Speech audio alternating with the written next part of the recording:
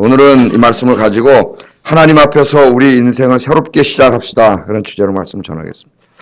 어떻게 하자고요? 하나님 앞에서 우리 인생을 새롭게 시작하자.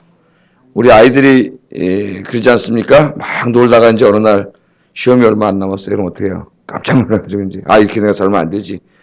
그렇게 하고 탁 집어서 이제 머리도 깎고 커피 한 잔 탁 해서 갖다 놓으면서 이제 내가 이렇게 살면 열심히 공부해야지. 막 이럴 때가 있지 않습니까? 여러분도 그럴 때가 있고, 오늘 어떻게 보면 이제 이스라엘이 그런 마음을 가지고, 우리가 이렇게 살면 안 되겠다. 하나님 앞에서 이 나라도 새롭게 하고, 우리의 삶도 새롭게 하고, 그렇게 하나님 앞에 복받는 삶을 살아야 되겠다. 그렇게 이제 다짐하는 그런 말씀이에요. 이제 짧은 2절 말씀인데, 자, 어제 어떤 말씀을 공부했어요? 암몬 연합군이 이스라엘을 쳐들어왔죠? 쳐들어오니까 이스라엘 사람들이 겁이 나가지고 기브아 사람들이 가서 우리가 그냥 왕으로 모실 테니까 좀 봐주세요. 그랬더니 야 이놈들아 니네 오른 눈을 다 빼기까지는 내가 그런 일 절대 없을 거다 하면서 모욕적인 말을 줬죠. 그렇게 모욕을 당하면서도 울고불고 했지만은 뭐 하나 나서지 못하는 그런 좀 무기력한 거지. 무기력하고 무능한 그런 상태에 있었는데 사울이 왕으로 뽑혔지만 왕 역할도 하지 못하고 지 소 하나 가지고 밭이나 갈고 먹고 살고 있었어요. 왕으로 뽑혀놓고도. 그때 하나님의 영이 임하니까 갑자기 바울이 새로운 사람이 돼가지고 33만 명의 군사를 모아서 암몬 연합군과 싸워서 이겼어요. 하나님이 이기게 하셨죠. 지혜를 주셔갖고 작전도 다 짜게 하시고 권능도 주셔서 이길 수 있는 힘도 주시고 어제 다 공부했죠. 하나님의 영이 임하면 우리 삶의 지혜도 주시고 살아갈 수 있는 힘도 주시고 또 사람 자체의 인격도 변화시키시고 어제 우리 공부했죠. 모든 일을 하나님께 영광 돌리는 사람으로 변화된다. 이제 그런 말씀을 전했습니다. 이 큰 승리를 거둔 이후에 이제 영적인 지도자 왕은 이제 사울로 삼았는데 여전히 영적인 지도자는 사무엘이 온 백성들에게 오늘 하는 이야기예요. 14절에 보면은 이 승리를 한 다음에 백성들에게 이런 말을 합니다. 우리가 길갈로 가서 이제 우리의 나라를 새롭게 시작하자. 새롭게 시작하자. 그렇게 얘기를 해요. 14절 한번 읽어보겠습니다. 시작.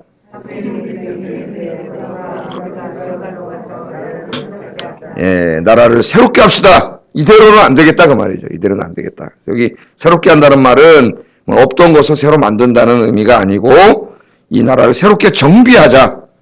정비하자. 이 잘못된 것들은 다 우리가 제거해버리고 올바른 방향으로 나가자. 그 올바른 방향이 뭐예요? 하나님 기뻐하시는 방향으로 나를 다시 세우자. 다시 세우자. 다시 세우려면 어떻게 돼요? 옛 것을 버려야 돼요. 하나님이 기뻐하지 않는 것을 버려야 돼요. 자, 우리 사무엘서를 읽었는데 사무엘 시대의 그 특징이 뭐라 그랬어요? 3장 1절에 보면은 여호와의 말씀이 희귀한 시대였다 그랬어요. 하나님의 말씀을 말씀대로 전파하고자 하는 사람도 보이지 않고 또 하나님의 말씀을 듣고 말씀대로 살고자 하는 사람도 보이지 않아요. 하나님의 말씀에 대한 관심이 없어요. 여러분 하나님의 말씀에 대한 관심이 회복되기를 주의 이름으로 축복합니다. 하나님의 말씀 자체에 대한 관심이 없어요. 모두가 자기의 유익한 대로 살아, 자기에게 이익이 되는 대로. 그러니까 자기의 소견에 오른 대로가 뭐예요? 개인이 판단을 하는 거예요. 우리는 하나님의 말씀이 절대적인 삶의 기준이죠, 우리는. 그래서 어떤 일을 할 때 항상 뭘 먼저 생각해요? 하나님을 먼저 생각하지 않습니까? 이게 하나님 기뻐하시는 일인가? 하나님의 말씀에 맞는 건가? 우리는 그렇게 생각을 하는데 사무엘 시대는 이 사람들이 타락을 하다 보니까 하나님 말씀에 관심이 없어요. 그러니까 하나님께서 기뻐하시는 일인가? 하나님 뜻에 맞나? 이런 생각 하지도 않아. 자기의 소견에 오른 건 뭐예요? 자기가 판단하기에 옳으냐 그러냐를 누가 판단해요? 하나님이 판단해야 되는 자기가 판단을 해요. 그럼 판단의 기준이 뭐가 될까요? 사람들이. 자기 이익이지. 나의 돈벌이가 많이 되거나 그렇지 않습니까? 자기가 판단의 기준이 되면은 뭐를 판단을 해요, 여러분? 행동할 때, 결정할 때. 돈, 내게 이익이 되는 것 이런 거 판단을 하죠. 하나님이 기준이 되면 하나님 기뻐하시는 것. 하나님 기뻐하시는 건 때로 내게 이익을 손해보게 할 때도 있어요. 그러나 우리는 하나님 기뻐하시는 걸 택하죠. 그러나 이 시대는 하나님의 말씀이 희귀해서 하나님의 이상이 보이지 않는 시대. 하나님이 역사하지 않는 시대다 그 말이에요. 하나님의 역사가 전혀 보이지 않는 시대. 그런 시대가 되면 안 되겠죠. 우리 인생도. 그래서 하나님도 잊어먹고 하나님이 언제 내 기도 응답해 주셨는지 내가 정말 내 인생 속에서 하나님을 언제 한번 만나봤는지 그런 전혀 기억도 없는 하나님의 역사에 대한 어떤 그런 것 전혀 보이지 않는 교회는 왔다 갔다 많이 하지만은 정말 하나님 살아계신지도 느껴보지도 오래된 그런 시대가 됐다 이 말이에요. 그런 시대가. 이게 남의 얘기가 아니에요. 우리 한국교회가 지금 이렇게 가고 있습니다. 사실 성도들이. 예. 자, 여호와에 대한 신앙은 미신으로 전락을 하는 거 우리가 알고 있죠. 사무엘 우리가 쭉 읽어봤어요. 미신으로. 여호와 하나님은 창조주 하나님이 우리의 찬양과 경배를 받기에 합당한 분이고 우리 늘 하나님께 찬양과 경배를 드리고 높여드려야 되는데 이 신앙이 미신으로 전락했다는 건 뭐예요? 하나님께 찬양과 경배를 돌려드리는 경배 대상으로 생각하지 않고 하나님을 이용하는 수단이 됐다는 거예요. 수단이. 하나님 자신이 목적이 아니라 우리 신앙생활을 왜 하는 거예요? 하나님 자신이 목적이에요. 근데 잘못되면은 하나님이 목적이 아니에요. 내가 잘 되는 게 목적이고 하나님은 그것을 이루어주는 수단이 돼요. 우리 신앙이 그렇게 될 때가 많습니다. 그걸 뭐라 그러나 그랬어요? 기복신앙이고 그게 미신이에요. 미신. 그 우상을 섬기는 거예요. 하나님을 섬기는 게 아니에요. 잘 자기 생각해 보세요. 내가 하나님이 목적인지 아니면 하나님보다 더 높은 목적이 있는데 내가 잘 되고 돈도 많이 벌고 내 가족 자식들이 다 잘 되고 그게 최고의 목적이고 그 목적을 이루어주는 분으로 하나님이 있는지를 이걸 잘 생각해야 됩니다. 안 그러면 이 미신이 되는 거예요. 미신이. 이스라엘 종교가 미신이 돼버렸죠. 그래서 전쟁에 나갈 때도 하나님께 영광 돌리고 경배 이런 거 관심 없어요. 블레셋 사람들을 보니까 마차에다 자기 신을 싣고 나와서 전쟁을 하니까 자꾸 지거든. 우리도 그렇게 해야 되겠다 그래가지고 수레에다가 하나님의 언약궤를 실어가지고 나갔죠. 예? 하나님 어떻게 하는 거예요? 이용해 먹는 거죠. 수단으로. 뭐 하는데? 자기들 전쟁에서 이기는데. 잘 종이 한 장 차이인 것 같은데 굉장히 큰 차이가 있습니다. 하나님을 경배의 대상이 아니라 이용의 대상으로. 그러니까 도깨비 방망이야. 자판기에 그냥 뚝딱 하면 나와야 돼요. 하나님. 주세요. 그럼 하나님 줘야 돼요. 예? 안 주면 하나님 어딨냐 그러고 막 그냥 욕하고 막 불만하고. 이 대충 우리 한국교회 사람 신앙생활이 이 정도 수준에서 이렇게 머물러 있어요. 또 하나님께서 직접 다스리는 나라였는데 그것도 거부하고 이 세상 다른 나라들을 보니까 왕이 다스려요. 왕정이 있어요. 그게 부러워. 항상 세상이 부러워. 에? 악인의 형통을 부러워하지 말라 그랬는데 그게 부러워가지고 하나님 왕됨을 거절하고 우리도 왕 주세요. 왕 주세요. 그렇게 됐잖아요. 지금 이런 상태에 하나님께서 사무엘에게 그들의 요구대로 왕은 세워주자. 그러나 왕이 가지고 있는 권력이 가지고 있는 엄청난 위험성에 대해서 경고해라. 이미 다 경고를 했죠.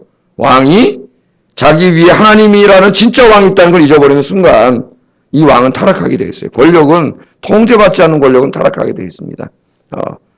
그래서 이 타락한 것에 대해서 이야기했어요. 하나님께서 다 가르쳐줬어요. 그러나 왕을 세워줬어요. 그리고 전쟁에서 이기게 오늘 처음 하셨습니다. 또 왕이 잘해서 이긴 게 아니라 사울에게 누가 임했어요? 하나님의 영이 임했기 때문에 지혜가 생겼고 권능이 생겼고 이길 수가 있었지. 그 사울이 뭘 하겠어요? 왕을 뽑아놨는데 가서 손을 갈고 있는데. 자, 이런 모든 가운데서 사무엘은 알고 있죠. 이렇게 하면 안 된다는 거예요. 이렇게 가지고 하면 또 금방 오늘 하루는 이겼지만은 내일 또 줘. 이렇게 하면 안 된다는 거예요. 이걸 다 이제는 없애버리고 새롭게 우리나라를 세워야 된다. 새롭게. 어떻게 하나님의 말씀 앞에서 이 나라를 새롭게 해야 된다. 그래서 길갈로 다 모았습니다. 우리가 이렇게 하면 안 된다. 이제부터 길갈에 모여서 우리 나라를 새롭게 하자. 그렇게 하고 있습니다. 오늘 여러분 이 말씀을 우리 자신에게 한번 적용해 보세요. 그래서 오늘 우리도 이 시간이 우리 인생을 되돌아보고 우리 인생을 하나님 앞에서 새롭게 창조하는 시간이 되기를, 다시 시작하는 시간이 되기를 주의 이름으로 축복합니다. 하나님 앞에 내가 잘못 살아왔던 부끄러운 것들을 오늘 아침에 한번 기도하실 때 그런 걸 기도를 많이 해야 돼요. 생각을 해보세요. 뭘 자꾸 달라 그러기 전에, 물론 달라고 하는 기도도 하세요. 하나님 하라 그랬으니까. 그러나 그것보다 더 먼저 전에 뭘 기도해야 돼요. 내가 하나님 앞에 바르게 살아왔는지, 내 인생의 방향이 과연 올바른 방향을 가고 있는지. 제가 엊그제 그 다림줄 이야기도 했죠. 하나님의 말씀의 다림줄을 내려놓고 내가 그 하나님을 향한 수직으로 내 인생이 똑바로 가고 있는지. 이게 조금만 각도가 끼어지면 나중에 무너진다 그랬어요. 다 무너지잖아요. 이게 똑바로 가야지. 이렇게 무너지면 무너지는 거예요. 무너지지 않으려면 수직으로 가야 됐는데, 수직으로 하나님께 가려면 다림줄이 있어야 돼요. 다림줄이. 그 다림줄이 뭐예요? 하나님 말씀이에요. 말씀. 늘 말씀을 묵상하면서 내 삶 속에 하나님이 기뻐하지 않는 것들이 뭐였는지를 오늘 아침에는 한번 다 이렇게 기도해 보세요. 기도하면서 그걸 철저히 회개해야 됩니다. 그걸 버리지 않고는 새롭게 시작할 수가 없어요. 헐지 않고는 새롭게 시작할 수가 없어요. 여러분 기울어졌는데 여기다 자꾸 쌓아봐야 뭐예요? 무게가 나가서 더 무너져 버려요. 그런 것들을 다 헐어버리고 말씀 앞에서 여호와 앞에서 오늘 우리의 인생을 새롭게 세워가는 여러분이 새벽기도 나왔다는 것은 벌써 그렇게 시작하는 거예요. 그 되기를 주의 이름으로 축복합니다. 자, 그러면 우리의 이 인생을 어떻게 새롭게 시작해야 되는가? 자, 나라를 새롭게 하자 사무엘은 그랬는데 나라를 새롭게 하려면 어떻게 해야 되느냐? 15절 15절 말씀 한번 읽어보겠습니다. 시작.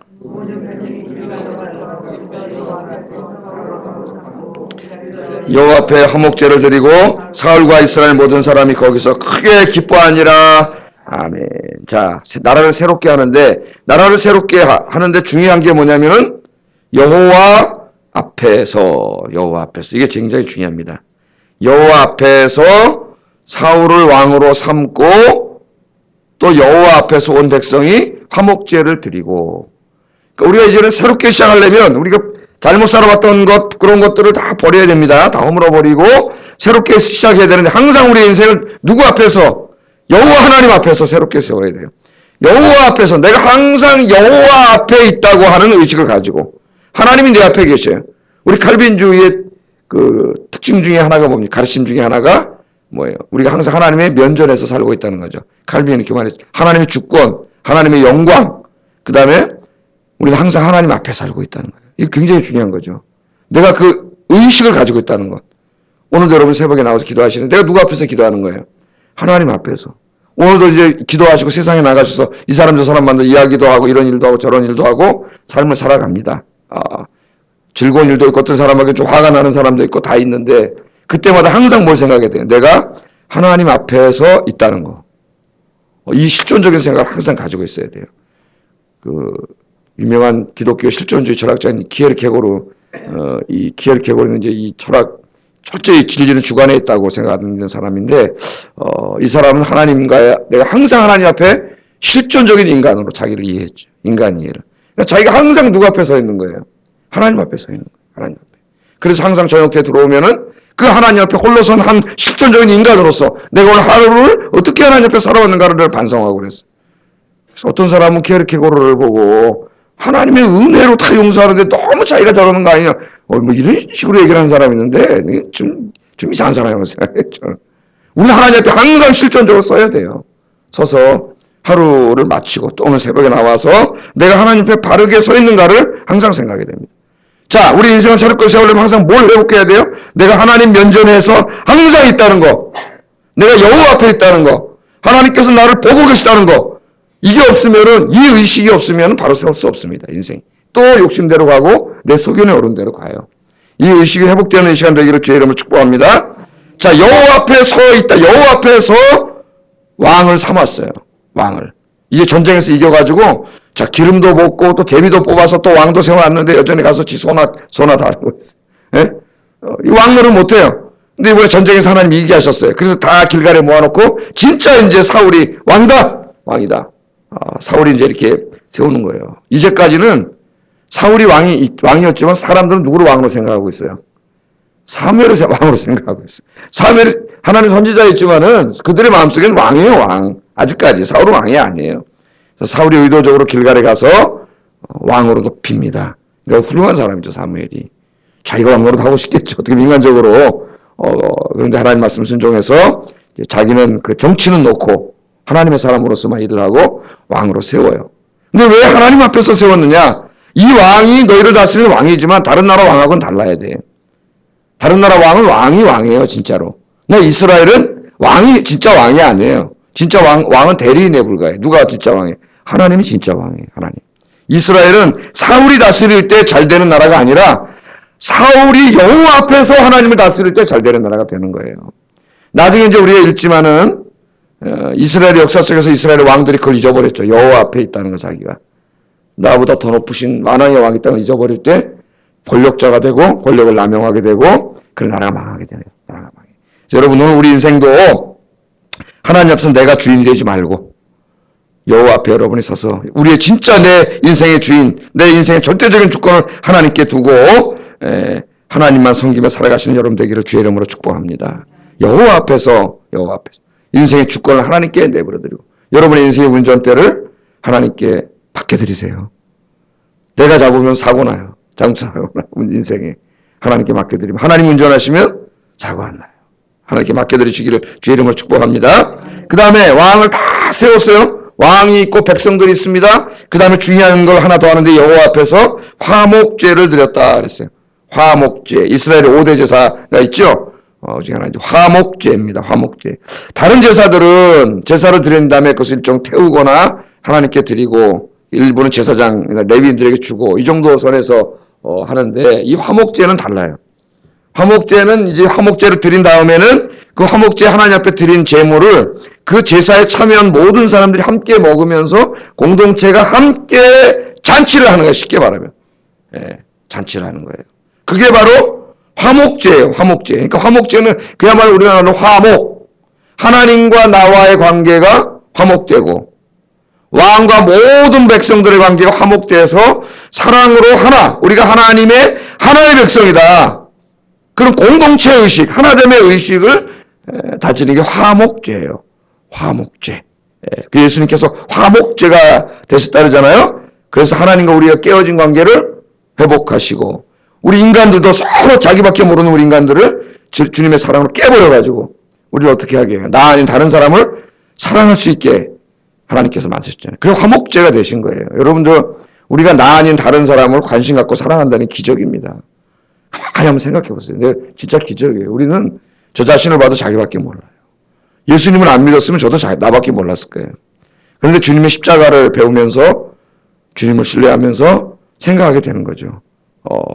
나 아닌 다른 사람을 생각하게 돼. 제일 가까운 게 자기 아내고 가족이고 넘어가서 이제 교인들이고 화목제. 그래서 오늘 새벽에 나와서 기도하신 여러분들은 우리 아영교회가 먼저 하나님과의 관계가 회복돼. 하나님을 잘 섬겨야죠. 하나님을 경외하는 교회. 그리고 온 교우들이 마음의 벽과 담을 허물고 서로 사랑으로 하나 되는 그런 진짜 교회. 화목한 교회. 하나님과의 관계가 회복되고 모든 성도들이 서로 사랑으로 하나 되는 그런 교회를 만들기 힘쓰는 여러분 되시기를 주의 이름으로 축복합니다. 그 어떻게 되겠어요? 내가 변해야 되는 거지. 그게 무슨 슬로건으로 되겠어요? 이 말씀을 깨달은 여러분들이 내가 우리 교회 화목을 위해서 정말 희생해야 되겠다. 이렇게 깨닫고 실천할 때 되는 거예요. 한 사람이 실천하지 않으면 아무 의미가 없어요. 자, 그렇게 됐더니 어떤 일이 벌어졌습니까? 15절 하반절에 보면 사울과 이스라엘 모든 사람이 거기서 크게 기뻐하니라. 아멘. 그렇게 했더니 하나님이 주신 큰 기쁨이 있었다. 이렇게 말합니다. 자, 그럼 여러분 11장을 전체적으로 한번 우리가 보세요. 전체적으로. 11장 시작 어떻게 했어요? 암몬왕 나하스가 연합군을 형성해서 침략해 들어왔죠. 그래서 어떻게 했습니까? 이 사람들이 온갖 모욕을 다당하고 울었어요. 통곡을 했다 그랬어요. 통곡. 슬픔과 통곡으로 11장이 시작됩니다. 하나님 없는 인생이 그런 인생이에요. 그런데 오늘 이 끝이 어떻게 끝나고 있어요? 통곡하는 것으로 11장이 시작했는데 이 슬픔과 눈물의 이야기가 오늘 제일 마지막 11장 15절에 어떻게 했다고요? 하나님 안에서 큰 기쁨이 있었더라. 기쁨으로 끝나고 있어요. 하나님 떠난 인생은 슬픔과 절망밖에 없는데 대성통곡하는 인생밖에 없는데 이들이 하나님 앞으로 돌아와서 길갈에서 어떻게 여호와 앞에서 다시 나라를 새롭게 하고 왕을 세우고 화목제를 드리고 온 백성이 하나 됐더니 하나님이 주시는 기쁨이 충만했더라. 아멘. 오늘 여러분에게 이런 기쁨이 충만하기를 주의 이름으로 축복합니다. 여호와 앞에서 사세요. 모든 것을 하나님이 충만하게 하셔요. 그래서 나중에 다윗은 이렇게 고백했죠. 주께서 나의 슬픔을 변하여 춤이 되게 하시고 나의 베옷을 벗기고 기쁨으로 띄우셨습니다. 아멘. 누가? 이게 중요하죠. 주님께서. 내가 노력한다고 되는 게 아니에요. 누가 해줬다 그래? 다윗이? 주님께서 나의 슬픔을 변하여 춤추게 하셨다는 거예요. 주님이 그걸 깨달았어요. 다윗도 왕인데요. 최고의 권력자인데요. 다 할 수 있는데 자기 말 한마디. 그게 아니에요. 주님께서 하셨어요. 누가 하시는 거예요? 주님께서. 그래서 여러분 기도하러 나오신 거예요. 여러분의 슬픔과 눈물을 변하여 오늘 기쁨의 춤을 추게 하는 그런 축복의 시간이 되기를 주의 이름으로 축복합니다. 기도하겠습니다. 말씀을 생각하면서 기도하겠습니다. 오늘 아침 우리 인생을 새롭게 시작해야 되겠다. 우리 교회도 저는 이 말씀을 읽으면서 우리 교회에 대한 비전을 가졌어요. 그래 우리 교회를 새롭게 하자. 새롭게 하는 게 중요하다. 여러분 인생을 새롭게 하나님 앞에 부끄러운 것들을 생각하면서 이런 걸 버리고 이제 새롭게 하게 하세요. 그래서 내 인생이 항상 여호와 앞에서 살게 해주세요. 여호와 앞에서. 모든 일을 다 여호와 앞에서 하게 해주세요. 그래서 하나님 주시는 기쁨이 넘치는 인생이 되게 해주세요. 기도하겠습니다. 사랑하시는